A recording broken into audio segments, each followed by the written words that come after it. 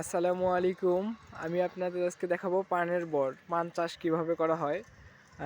আপনারা দেখতে পাচ্ছেন সুন্দর চারপাশ দিয়ে খড় খুঁটো দিয়ে ছাউনি এবং ঘেরা দেওয়া হয়েছে। এখানে এর ভিতরে সুন্দরভাবে খুঁটি খুঁটি দিয়ে পান চাষ করা হয়। আমি আপনাদের ভিতরে ঢুকে দেখানোর চেষ্টা করব। আপনারা দেখতে পাচ্ছেন পাশাপাশি অনেক পানের বর দেখতে পাচ্ছি, যেগুলোকে পানের বর বলা হয়। এই যে কত সুন্দর দূর থেকে দেখা যাচ্ছে। ভিতরে কিন্তু আরও সুন্দরভাবে গাছ লাগানো আছে, পান গাছ লাগানো আছে। আমি সেটাও দেখানোর চেষ্টা করব।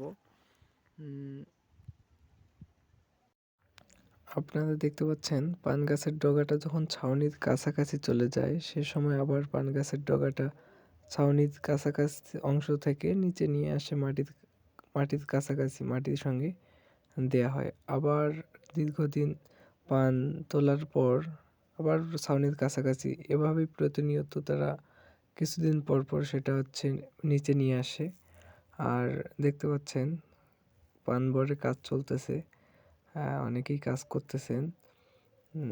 আর দেখেন এই যে কত সুন্দর উপরে ছাউনি দেয়া আছে। বিশেষভাবে মানে রোদ সহ্য পায় না পান গাছ, সেজন্য ছাউনির ব্যবস্থা করা হয়েছে উপরে, সাইড দিয়ে ঘেরা। পান চাষের উপযুক্ত জায়গা ৯ শীত ৯ গজ।